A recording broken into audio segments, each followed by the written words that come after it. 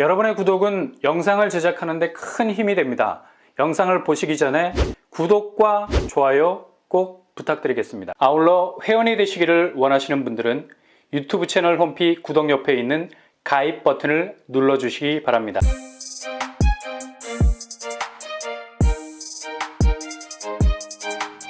안녕하세요. 오빤바나 한복독바입니다. 오늘 아침 둔촌주공 분양가가 떴습니다. 바로 많은 분들이 청약을 기다릴 뿐만 아니라 여기에 청약을 넣으려는 생각이 없어도 그냥 눈길이 갈 수밖에 없는 곳, 바로 둔촌주공이죠.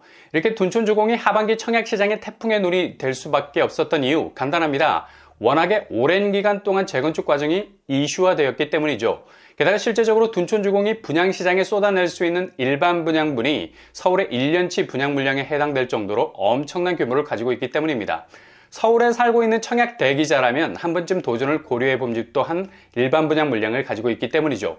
그러나 이러한 기대와는 달리 한정없이 거꾸로 갔던 재건축 과정은 공사비 증액 문제로 진작에 파토가 나버렸고, 조합원당 8천만 원의 증액 비용을 아끼려다 결국엔 그 비용이 눈덩이처럼 불어서 1억 8천까지 부담할 수도 있다는 최악의 시나리오까지 쓰게 됐죠. 그러나 둔촌주공은 둔촌주공이다 라는 공식은 허튼 말은 아닌 듯합니다.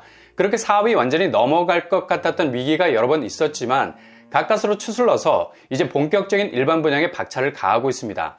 극적으로 멈춰섰던 공사가 이번 달부터 다시 재개가 됐죠. 다행스러운 일이기는 합니다만 최근 PF, 프로젝트 파이낸싱, 차환 발행 만기 딱 하루를 앞두는 시기까지 건설사 시공단이 투자자를 찾지 못해서 발을 동동 구르고 있었죠.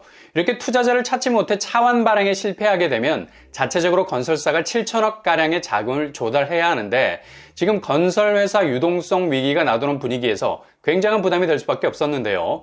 결과는 차환 발행 마감 하루를 남겨두고 KB증권과 한국투자증권을 통해서 7,200억 정도의 차환 발행에 성공을 했습니다. 정말 큰 고비를 넘기게 된 거죠. 자금 위기를 가까스로 넘기게 됐습니다. 이게 도미노 효과를 불러일으킨 걸까요? 이제 둔촌주공 분양에서 초미의 관심사가 될 수밖에 없는 분양가가 오늘 아침 떴습니다. 둔촌주공 조합에서 분양가를 신청을 했는데요. 금액은 당초 예상 4천만 원이 훌쩍 넘어갈 거란 전망이 지배적이었는데, 요즘 부동산 분위기 정말 여차하면 대규모 미분양이 터지고 있는 상황 아닙니까? 이거 다 분양가 때문이죠. 정말 납득이 안 되는 분양가로 나오게 되면 손절 양상이 어느 때보다도 뚜렷해지는 상황인데요. 이거 의식하지 않을 수 없죠. 그래서 둔촌주공 조합에서도 분양가 수위를 조절한 듯 보이기도 하고요. 결국 평당 3,900만 원 선을 넘지 않는 금액으로 분양가 신청을 마쳤다고 합니다. 그래도 여전히 높은 분양가를 할 수 있지만 예상치보다는 그래도 훨씬 기준을 낮춘 듯이 보입니다. 통상적으로 이렇게 조합에서 희망하는 분양가를 내놓으면 이를 최종적으로 심의하는 분양가심사위원회에서는 조합이 제시한 분양가보다는 대체로 5% 정도 낮은 분양가로 내놓는 경우가 많죠. 이유는 바로 분양가 상한제 적용 지역이기 때문입니다. 고분양가 관리라는 기저의 통제 시스템이 제대로 작동되는지의 여부가 바로 분양가 상한제 가격이라는 결과값으로 나오게 되는데요. 조합이 내놓은 분양가를 100% 반영하지 않는 이유가 바로 여기에 있는 겁니다. 그래서 둔촌주공 분양가는 조합이 써낸 3,900선보단 5% 정도 낮은 3,700만 원 선에서 나오지 않을까 생각해 볼 수 있죠.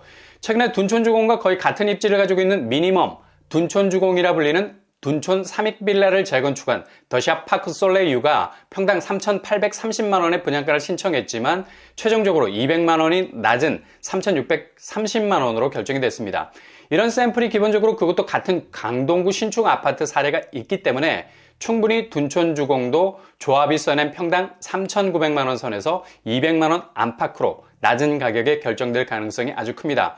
물론 둔촌주공과 둔촌 삼익빌라 재건축은 기본적으로 상대가 안 되는 규모이기는 하지만 그래도 분양가 면에서 따져본다면 충분히 둔촌주공 평당 분양가도 이전 사례를 따라갈 가능성이 크다는 얘기죠. 평당 3,700만 원이냐 아니면 평당 3,750만 원이냐, 불과 50만 원 차이밖에 나지 않는 것 같지만 5구제곱이 9억이 넘느냐 넘지 않느냐가 결정이 되는 아주 상징적인 부분이 있어서 굉장히 중요한 기준점이 될 수밖에 없겠습니다.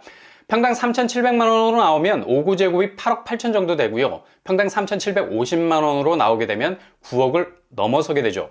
불과 일주 전만 해도 9억이 넘어가면 중도금 대출이 안 된다고 난리가 났었을 텐데 대출 규제를 완화해버렸습니다.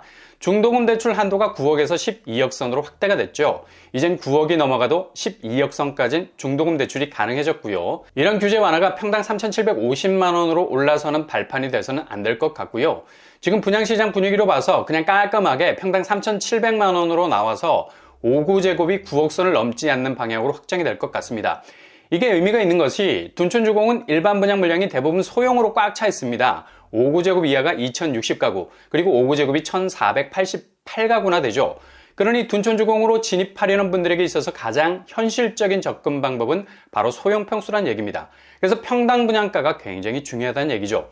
그리고 84제곱은 12억에 육박하는 분양가를 보이겠네요. 일반 공급은 84제곱 이상이 1237가구입니다. 5구제곱보다는 물량이 적은 편이지만 그래도 무시 못하는 공급량이라 할 수 있죠. 중도금 대출 한계선인 12억 선에 육박을 하고 있지만 평당 분양가가 이 선을 넘느냐 마느냐도 관건이 될 수 있을 것 같네요. 그리고 또 한 가지 변수가 생기게 된 건 바로 추첨제 개선안이 생기게 됐죠. 투기과열지구에서 60제곱 이하 추첨제 60% 신설됐습니다. 11월 중에 시행령 개정으로 바로 적용이 될 것으로 보여서 내년 1월에 분양을 앞두고 있는 둔촌주공에 정확하게 적용이 되죠. 그래서 5구제곱이 1,500가구 정도 되는데 이 중 절반 이상의 물량이 추첨제로 풀리게 된다면 가점과는 상관없이 어느 정도 자금이 확보된 대기 수요자라면 절대로 이 경쟁에서 물러설 수 없게 되는 거죠.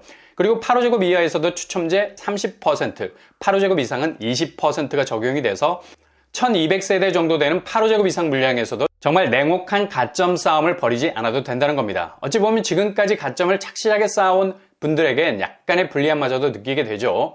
그 정도로 청약제도가 획기적으로 바뀐 건 사실입니다. 이렇게 둔촌주공은 여러모로 청약시장에 새로운 태풍의 눈으로 다시 등장하게 될 가능성 아주 높아졌습니다. 그러니 둔촌주공을 노리시는 분들이라면 반드시 분양가 부분은 확실하게 체크를 하시고 도전장을 던지셔야 하겠습니다. 둔촌주공은 기존 5,930가구에서 재건축을 통해서 지하 3층에서 지상 35층 85개 동 총 12,032가구로 재탄생하게 됩니다. 공식적인 이름은 올림픽 파크 포레온. 중요한 건 일반 분양 물량이죠. 무려 4,786가구에 달하는 막대한 분양 물량을 쏟아내게 됩니다. 지금까지 여기를 기다려온 분들은 이 물량 때문이라고 해도 과언이 아니죠. 그리고 입지도 워낙에 좋은 곳이기 때문에 이곳에 입성을 성공하기만 한다면 지금 부동산 조정기를 거치고 이 반등 시점이 온다면 충분히 그 잠재성을 입증할 만한 곳이 될 겁니다. 아무튼 준비를 잘 하셔서 도전을 이어갈 수 있기를 바랍니다.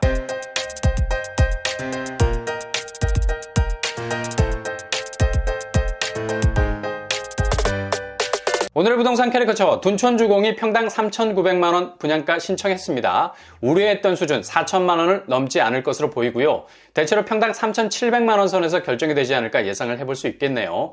5구제곱은 9억을 넘지 않는 범위에서 84제곱은 12억을 넘지 않는 수준에서 조정이 된다면 자금 면에서 준비가 되신 분들이 대출을 레버리지로 이용해서 도전할 수 있는 기회도 생길 수 있을 것 같습니다. 항상 여러분의 길이 꽃길만 되실 수 있길 바랍니다. 이상으로 뻔뻔한 복덕방을 마치겠습니다. 구독과 좋아요 부탁드립니다. 감사합니다.